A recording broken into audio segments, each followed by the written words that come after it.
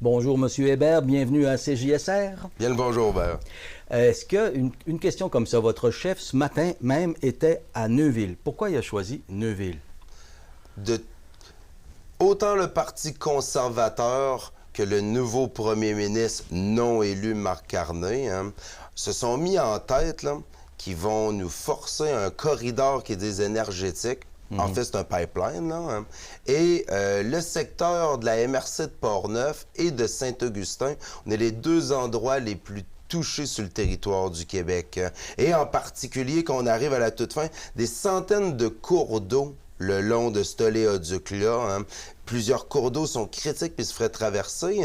Mais quand on arrive dans Portneuf et à Saint-Augustin, c'est là que ça traverse notre fleuve Saint-Laurent et ça devient encore plus critique.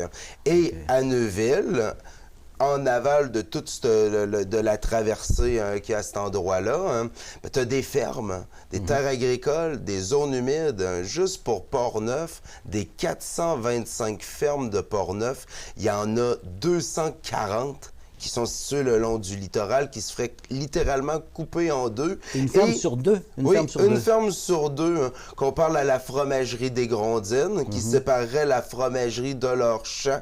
Fait que où le bétail pourrait plus aller paître, à Neuville, autant là, des érablières que des champs de maïs sucré. Même dans le maïs sucré, ça ferait que on est dans le coteau, c'est la vallée du Saint-Laurent, fait que nos terres se dirigent vers le fleuve. Fait que passer un oléoduc, ça ferait que le drainage de nos sols couperait là. Ça veut dire qu'il y a une partie de la terre qui deviendrait non cultivable suite à ça.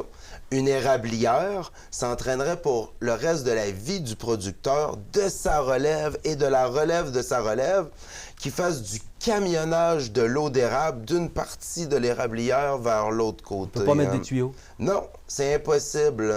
Fait que même les producteurs qui se disaient peut-être qu'il y aura un intérêt, quand ils voyaient qu'est-ce qu'en étaient les implications, c'est une catastrophe. Fait que c'est une catastrophe physiquement pour nos gens ici dans Portneuf, un risque environnemental d'une catastrophe future qui est incroyable, puis même pour le portefeuille de tous nos citoyens, cet oléoduc-là veut dire décloisonner les sables bitumineux, le gaz de l'Ouest canadien, pour faire ce qu'on dit aux autres pays d'arrêter de faire, entre autres au niveau de l'agriculture, d'autres productions, arrêter de faire du dumping. Là, c'est pour envoyer du pétrole sale puis inonder le marché mondial.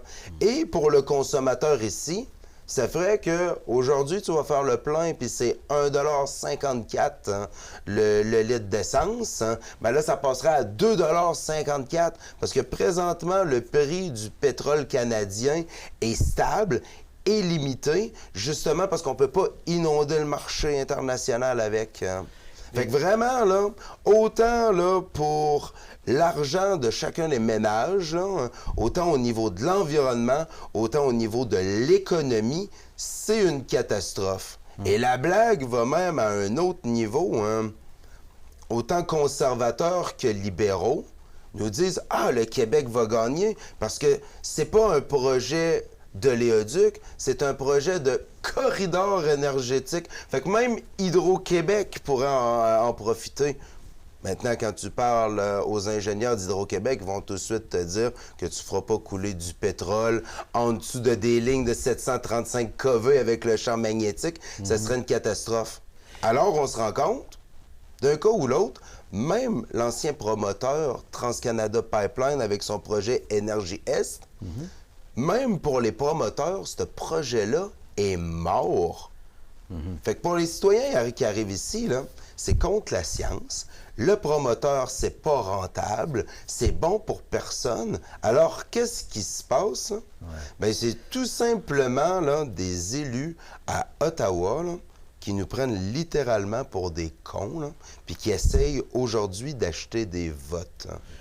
Acheter des votes avec un projet aussi peu, il n'est pas nécessairement très populaire au Québec, ce projet-là, là, quand même. Au Québec, Non, mais quand tu arrives dans des circonscriptions conservatrices, ben, du côté des conservateurs, ils se disent, bon, ben c'est des conservateurs, fait qu'ils doivent être conservateurs sur tout, hein. Ils réalisent pas la réalité qu'on vit ici, hein. On n'est pas contre l'essence, autant sur une ferme que les citoyens à Portneuf. Vous en avez On besoin. en a de besoin, les entrepreneurs en ont de besoin, on en a encore besoin au niveau des transports, mais tu rencontres qui que ce soit, là, puis tu lui demandes qu'est-ce que tu en penses, hein. Tu sais qu'à un moment donné, là, ça va prendre fin. Ce que Yves-François disait ce matin, là, on n'est plus au 19e siècle où c'était l'énergie du futur, le pétrole, là, hein. De toute évidence, toutes les industries, dans le futur, vont amener à les diminuer, hein. Fait qu'ils nous prennent, comme je t'ai dit, littéralement pour des cons. D'un côté, les conservateurs se disent, bon, ben c'est des places qui sont conservatrices. Fait que, à drill, baby drill, ils vont voter pour nous, hein. Puis Marc Carney, ben on le voit, là, depuis qu'il est devenu premier ministre, hein, tous ses engagements, hein, tous ses projets, hein, c'est de reprendre ceux des conservateurs pour aller conquérir cette circonscription-là, hein. Fait que vraiment, on nous prend pour des idiots, hein. OK, ça c'est pour le débat sur le pipeline l'éventuel pipeline qui traverserait. Et je pense qu'il traverserait aussi votre terre ou non? Chez vous, au domaine La terre Hébert. voisine, ça c'est un bel exemple. Le domaine Hébert, le verger du roi qui est situé sur le bord du fleuve ne serait pas touché. Ça serait sur la terre de mon voisin un peu plus haut. Advenant un dégât, une toute petite fuite, parce que n'importe qui a déjà vu, qui travaille dans ce secteur-là ou qui a vu de la plomberie, là, il n'y a rien qui est parfaitement étanche. Une petite fuite, hein, du réseau entre Deschambault puis Saint-Marc ferait que dans les minutes qui suivent, tous nos étangs d'irrigation pour notre production horticole, hein, ça serait la fin. Ça serait la fin de la pomme à Deschambault, hein. Ça serait la fin de la framboise à Deschambault. Pour mes voisins, ça serait la fin de leur production de soya. Ça serait vraiment une des pires catastrophes environnementales, hein. Le temps qu'on décontamine, quand même. Il y aurait un temps de décontamination. Ah, mais pour des terres agricoles, une fois qu'une terre agricole est contaminée, c'est pour toujours, hein. Puis si aller visiter dans l'Ouest, aller faire un tour aux États-Unis, hein, même des cas récents dans l'Ouest canadien de kilomètres et de kilomètres de belles terres agricoles qui sont complètement contaminées, hein. Puis en plus, c'est très technique, ce type de pétrole-là qui veulent passer dans cet oléoduc-là contient beaucoup plus de matières qui sont des solvants que n'importe quel autre. Fait que ça serait vraiment l'oléoduc le plus critique, le plus dangereux qui serait construit en Amérique, hein. Vous êtes vraiment absolument contre. Clairement contre. OK, hein. je comprends. Des fois, il y a des jaunes de nuances, hein, comme la consommation énergétique qu'on utilise. Encore là, dans Portneuf, on n'est pas des anti-pétrole, là, hein. On doit avoir un équilibre dans les sources d'énergie, puis on voit bien la société s'en va vers où, hein. Ce projet-là, en particulier, hein, c'est vraiment une aberrance. Et vous, en tant que vous êtes aussi président de l'UPA régional, vos membres, est-ce qu'il y en a qui sont prêts à signer et qui seraient d'accord, vous pensez? Est-ce que vous avez une certaine unité parmi les agriculteurs de Portneuf? C'est deux sujets aujourd'hui, vous comprenez, en campagne électorale, que je ne peux pas parler au nom de nos producteurs, oui, d'accord. comme président de l'UPA de Portneuf, mais l'UPA prend rarement des positions politiques, hein, mais dans le cas de l'oléoduc, c'est une position claire qui a été prise par l'UPA de Portneuf et la Fédération régionale de l'UPA Capitale-Nationale Côte-Nord, que ce projet-là était un mauvais projet, hein. Rarement les producteurs agricoles sortent et disent on prend une position politique, mais à ce niveau-là, cette décision-là a été prise en 2014, que les producteurs ont dit, regarde, au niveau de nos syndicats locaux sur le terrain, on est contre, puis c'est toujours la même avenue qui a été gardée. OK, donc la position de l'UPA et la position de votre parti, là-dessus, vous vous entendez. Bien, tant mieux quand ça va en concordance, Ben oui, puis ça. Bizarrement, ça va souvent dans le même sens. OK. Et vous, en tant que pour le comté Portneuf-Jacques-Cartier, c'est quoi vos autres chevaux de bataille, je vais dire, dans la campagne, là, à vous personnellement, pour Portneuf? Qu'est-ce que vous voulez apporter à Portneuf-Jacques-Cartier? Ben, quand les gens nous ont demandé si la situation avec notre voisin américain, Trump, ça avait changé les choses, ben, en fait, c'était déjà présent dans l'air. Les concessions qui avaient été faites au niveau de la gestion de l'offre mettaient déjà en péril la relève, le transfert de nos fermes. Ça a déjà mis la pression sur l'aluminerie Alcoa, qui est le plus gros employeur de notre circonscription à Deschambault. Rappelons-nous, v'là 4-5 ans à la signature de la nouvelle ALENA, il y avait déjà eu un trou, une clause qui était qu'on a dû clarifier au niveau de l'aluminium. Mais là, aujourd'hui, c'est vraiment une guerre contre l'aluminium au Québec. C'est une guerre contre le principal employeur de notre circonscription. Fait que même des gens que je croise à l'aluminerie qui me disent « Ah, ben, tu sais, moi, Trump, ça me représentait bien. » Le jour qu'ils se rendent compte que non, il attaque tout le monde ici au même pied. Fait que on s'attaque à notre aluminium. On s'attaque à notre agriculture. Par la gestion de l'offre, là. Oui. Par la gestion de l'offre, mais aussi, ils s'y attaquent au niveau des œufs, clairement, du lait, mais ils font du dumping. Ils continuent à nous envoyer autant au niveau des fruits et légumes, des aliments qui n'ont pas les mêmes normes. Ils n'ont jamais tenu compte de la réciprocité. Fait que, comme ça, je te dis, ce qui arrive aujourd'hui, là, c'est une continuation de ce qu'on vit depuis des années, mais vraiment accéléré. Et là, chaque producteur, gestion de l'offre, pas de gestion de l'offre, puis si j'en parle, c'est parce que j'ai une expérience là-dedans, et c'est le premier secteur économique de notre circonscription. Mais là, les États-Unis mettent leurs tarifs. À Ottawa, sans vraiment nous consulter, ils décident de mettre des contre-tarifs. Puis là, on a dit, attendez un petit peu, les contre-tarifs, là, faut pas que nos producteurs payent deux fois, parce qu'on a des ingrédients dans ce qu'on produit, on a des équipements. Fait que là, si en plus on subit les tarifs qu'on envoie nos choses de l'autre pour l'exportation. En plus, qu'on fait venir nos pièces de tracteur, on nous remet des tarifs dessus. Fait que là, on est rendu avec une guerre commerciale, autant des Américains que d'Ottawa contre les producteurs québécois. Et producteurs, mais pas seulement producteurs agricoles, là, on a des PME qui innovent ici dans Portneuf-Jacques-Cartier et à Saint-Augustin.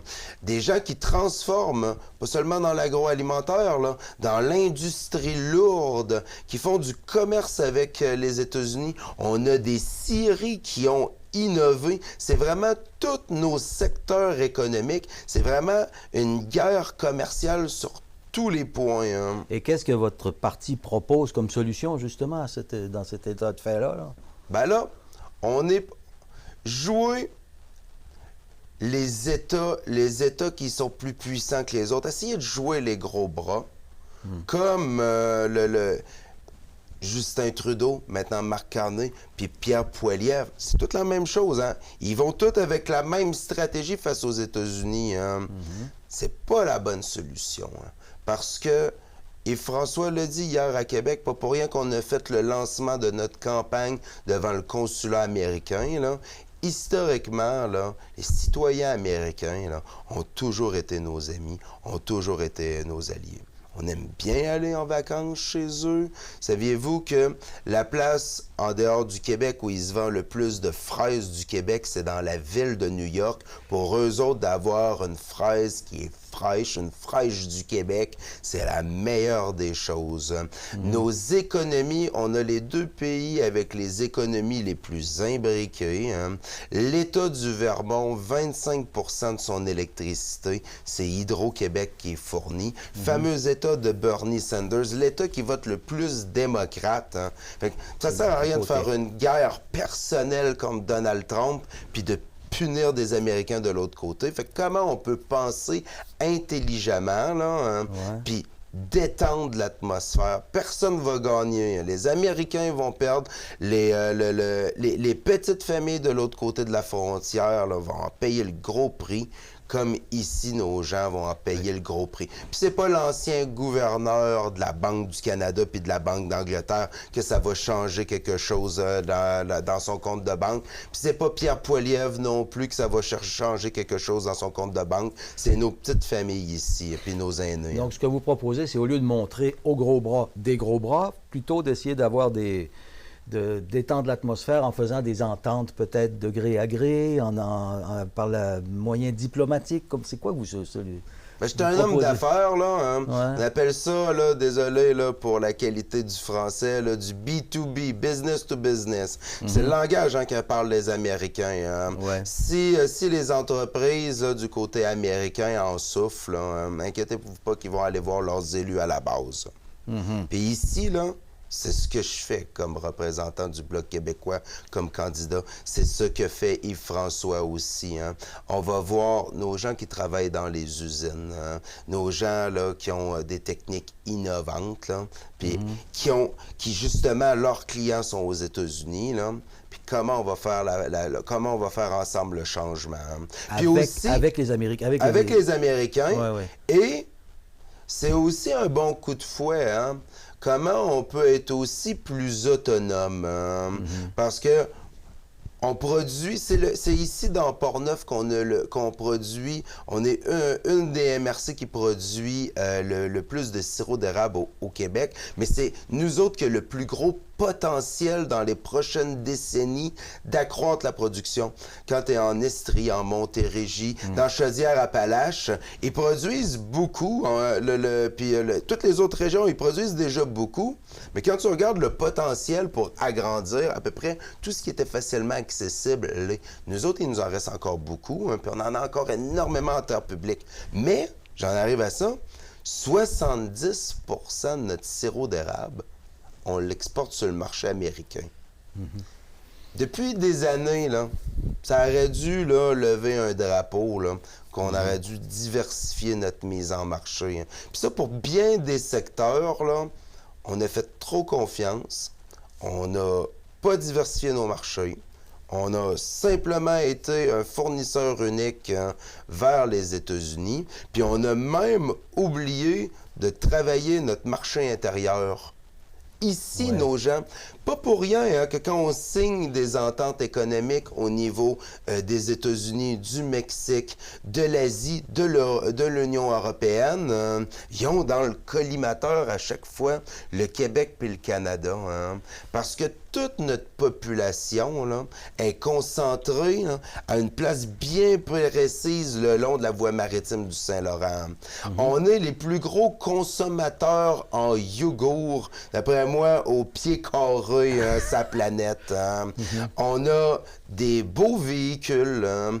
On a des belles maisons parce qu'on a un climat qui est rigoureux. Fait que quand on investit dans l'immobilier, ça doit être bien fait, ça doit être bien isolé. Tout ça fait qu'on a une forte concentration.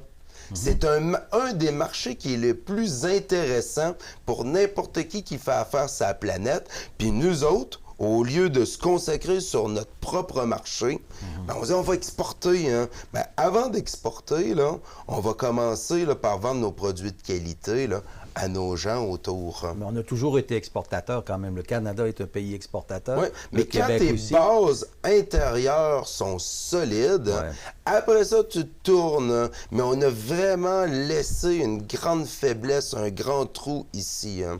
Okay. On en parlait hier, ça touche pas notre circonscription, mais quand on a une vue régionale pour toute la capitale nationale, ça nous touche. Les dizaines de milliers de personnes qui ont des véhicules hein, dans Portneuf-Jacques-Cartier, quand ils vont à Québec, c'est là que la situation explose. Présentement, Québec travaille sur le projet de tramway. Hein. Si c'est pour acheter toutes les pièces de tramway à l'étranger, là, on n'est pas gagnant. Qui peut les produire? C'est pas on n'a pas besoin de chercher bien loin, là.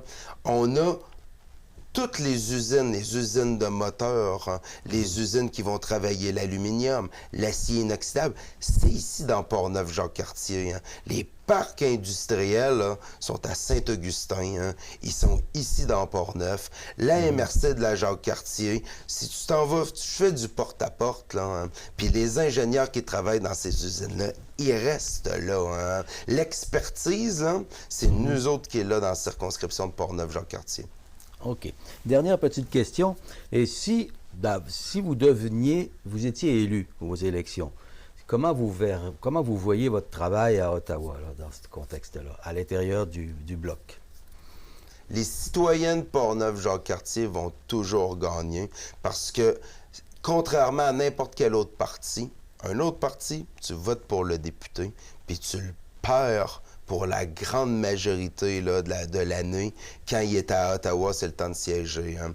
Il y a un règlement au Bloc québécois qui fait qu'il y a une partie de la semaine que tu dois être à Ottawa pour les votes critiques, mais le reste, ils veulent les gens d'incirconscription. Pas un député absent, un député présent. Et ça paye. Dans toutes les circonscriptions du Québec, qui a un quai puis qu'il y avait une demande locale pour le rapatrier, là, quand il y a un député du Bloc québécois, bien, le quai, depuis des années, il a été rapatrié. Nous autres, on en a un ici, le quai de Portneuf. Moi, je vous garantis que dans le premier mandat, il revient. Comme ça a été le cas à Matane, comme ça a été le cas dans toutes les autres circonscriptions où il y a des députés du Bloc québécois, puis le quai a été rapatrié. Ça, là, ça demande de connaître nos gens. On a un quai, hein. Transport Canada, là, veulent s'en débarrasser. Puis pour les convaincre de mettre le financement là-dedans, il faut que ça soit un projet en lien avec du transport.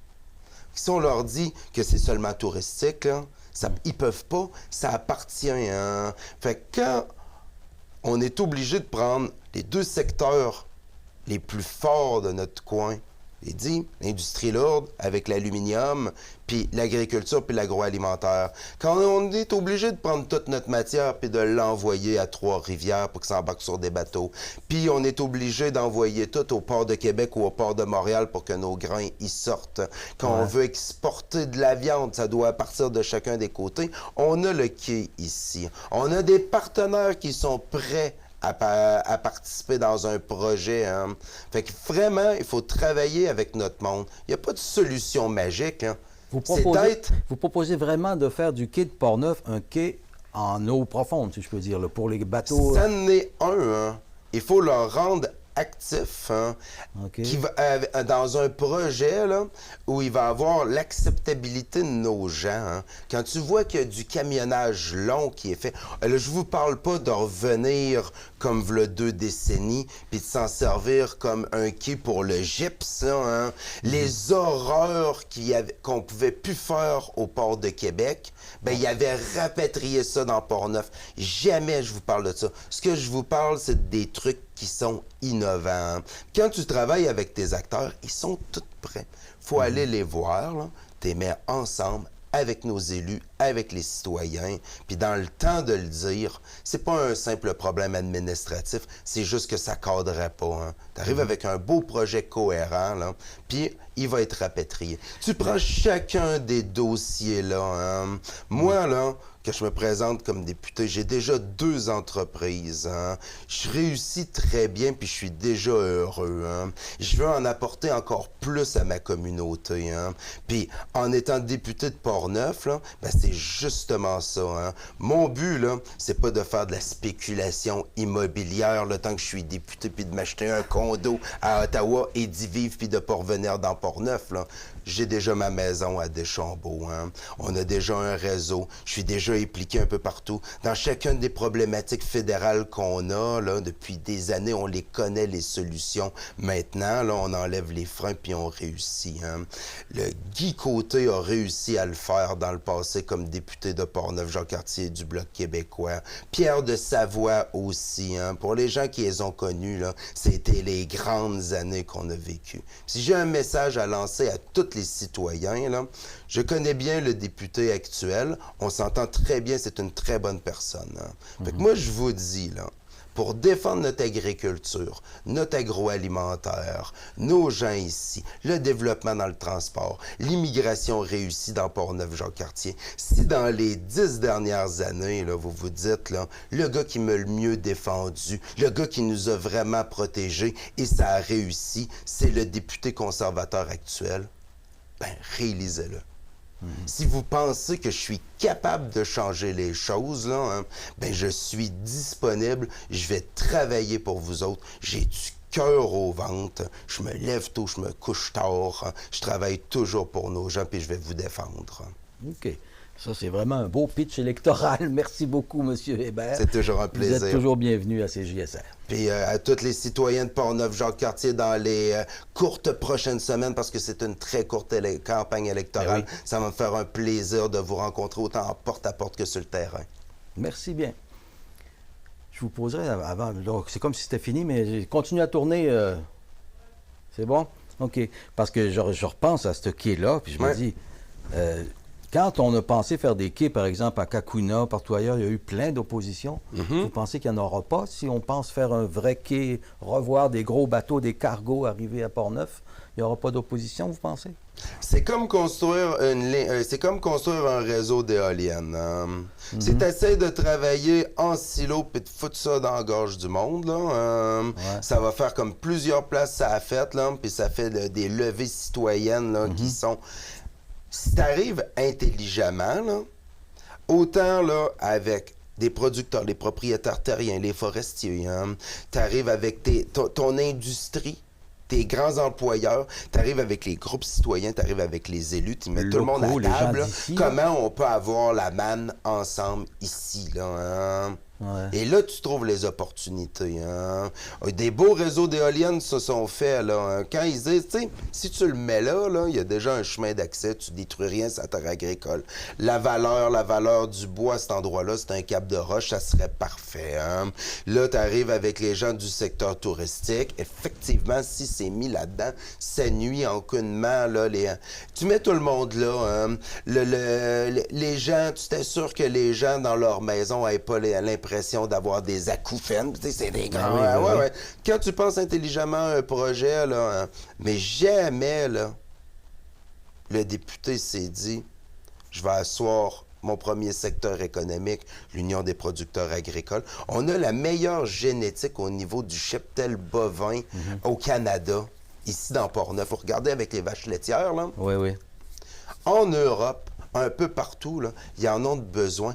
On n'est même plus capable. Là, tu calcules le coût de camionnage pour envoyer la vache à Montréal, être embarqué. Hein? Tandis qu'avant, là, on faisait ça ici. Quand il y en a suffisamment qu'il y en a, là, hein, c'est une journée, le bateau arrive à quai, hein, on déplace les équipements sécuritaires pour que ça soit fait, l'embarquement est fait, puis là, c'est une réussite. Hein. Quand on a vécu dans les 2 dernières années, hein, un parc ferroviaire mal entretenu, là, hein, puis des grèves qui faisaient que l'aluminium ne pouvait plus passer de Deschambault à Trois-Rivières. Hein. Qu'est-ce qu'ils faisaient? On a passé 1 an et demi, presque 2 ans, qu'il n'y avait plus de train qui sortait. Le monde disait que l'aluminerie allait arrêter de marcher. Non, ils mettaient ça dans des camions, mais c'est tellement lourd là, qu'ils doivent prendre des camions plateformes, puis en mettre genre l'épaisseur de 1 pied. Ouais. Des camions vides qui roulent sans arrêt.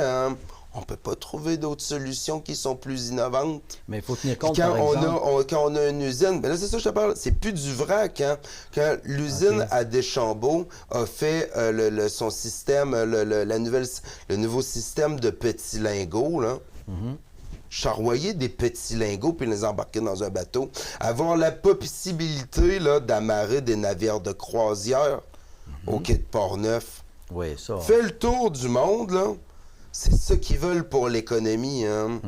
Fait qu'il y aurait les bateaux de croisière et les cargos qui aideraient à exporter, si je peux dire, à vendre les lingots. Dans des situations bien précises, Mais jamais, on s'entend là-dessus, jamais on retournera du vrac Sur ce quai-là, ça, c'est impossible. Il faut que ça soit de la valeur ajoutée C'est de la valeur ajoutée, C'est ça. puis on veut plus de trucs qui font de la contamination du littoral aussi. Là, hein. Mais il y a peut-être, on a fait un reportage là-dessus, justement, on présentait à la Semaine verte, pas la Semaine verte, excusez ça, c'était vraiment un avatar de mon ancienne vie, mais ici à CJSR, il y a peut-être comment on dit ça, des esturgeons qui se reproduisent exactement là. Il va falloir que vous teniez compte de ça aussi. S'il y a une frayère à esturgeons là, peut-être que ça va limiter vos ardeurs avec le pont, avec le quai de Portneuf, là, quand même. Il faut voir.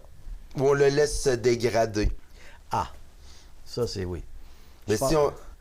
Je pense que votre discours va plaire au maire actuel de Portneuf, je crois. Non, mais mais il y a plein de sujets comme ça. Hein. Les tours de télécommunications, hein, on aurait dû avoir un député dans les 10 dernières années qui s'élève puis qui va pas juste pour les conférences de presse.